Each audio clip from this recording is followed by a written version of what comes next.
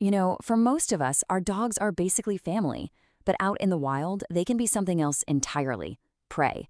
And it's a surprisingly complex and global story, one that reveals a hidden conflict with massive consequences for wildlife conservation. So let's dig in. Who exactly preys on man's best friend? So, what's your first guess? What do you think is the number one predator out there? A wolf, maybe? A tiger? Well, the answer is way more complicated than you might think, because the biggest threat to any dog depends completely on where in the world you and your dog happen to live. And we're not just talking about a few isolated incidents here and there. Nope. From a suburb in North America to a village in Africa to the forests of Siberia, this happens on every single continent that has large carnivores. It's a fundamental part of this new shared landscape of ours.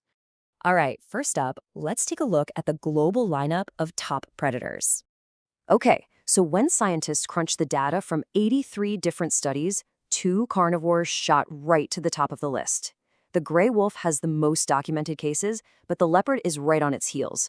Pumas, or mountain lions as you might know them, are also a huge threat, especially over in the Americas. This really paints a truly global picture, doesn't it? I mean, wolves are a threat across the entire northern half of the planet. Leopards are the main event in Africa and Asia. Pumas and coyotes dominate in the Americas, while spotted hyenas are a major player in Africa. And you can't forget tigers in Siberia or dingoes down in Australia. The threat is, quite literally, everywhere. So, we know who's doing the hunting. But the next and maybe more interesting question is why? Is this really just about predation, or is there something else going on? Do these big carnivores just look at our dogs and see another meal walking around? Well, the research suggests the story isn't quite that simple. Sometimes the motivation isn't about hunger at all. And this brings us to a really key scientific idea: intra-guild predation. Now, I know it's a technical term, but it's for a simple, pretty brutal idea. When two different predators hunt the same food, the bigger, more dominant one might just kill the other one, simply to get rid of the competition. This gives us two really clear extremes. On one side, you've got pure predation. In parts of rural India, leopards actually rely on dogs as a major food source. It's all about nutrition. But then, on the other side, you have competition. Down in Australia, dingoes have been seen killing dogs, but not eating them. It's not about food. It's about taking a rival off the board. And now, we have to add the most complex variable of all into the mix: us. The human connection changes literally everything. You see, losing a dog means very, very different things to different people. The emotional fallout, the economic hit, it all depends on the dog's role in its owner's life. And that role, well, it varies hugely all across the world.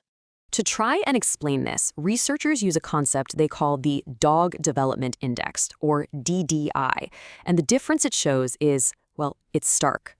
A high DDI dog, that's your valued pet in a suburban home with a huge emotional and financial investment.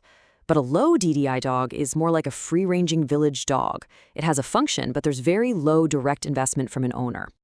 So when we start to combine the predator's motive with the dog's value to its owner, we can actually begin to map out where and why these conflicts ignite. So the first major conflict flashpoint is what we'll call pet predation. This is when a high-value, high DDI dog, a beloved family member, is killed. The second flashpoint is village dog predation. Now, in this case, the victim is a low DDI dog. The direct economic loss might be pretty small, but the attack is often seen as just one part of a bigger conflict with predators over livestock. And number 3 is feral predation. This is when wild carnivores are hunting unowned feral dogs. From a human point of view, this might actually be seen as neutral or maybe even a good thing. And as you can imagine, each of these scenarios creates a totally different outcome.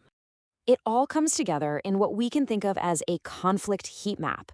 With pet predation, the emotional loss for people is huge, and that can lead to targeted retaliation against predators like pumas. With village dog predation, the human impact is lower, but it can trigger this indiscriminate killing of carnivores. And then, with feral predation, there's no human retaliation, but the risk of diseases spreading from the dogs to the wildlife is dangerously high. So, what does this all actually mean for conservation?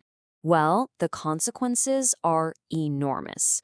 First, you've got direct retaliation, people hunting, trapping, or poisoning the predators they blame.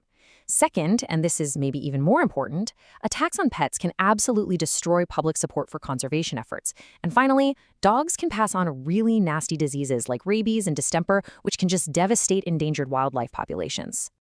And get this, in one study out of Siberia, dogs made up a staggering 63% of all domestic animals killed by endangered Amur tigers. In places like that, attacks on dogs are the #1 driver of human-tiger conflict, and that leads to retaliation that threatens the very survival of those tigers. This leaves us with a really fundamental challenge. As our worlds keep colliding, the question isn't just about how to protect our dogs from predators anymore. It's about how we learn to protect them alongside each other. How do we find a way for man's best friend and the world's great carnivores to actually coexist?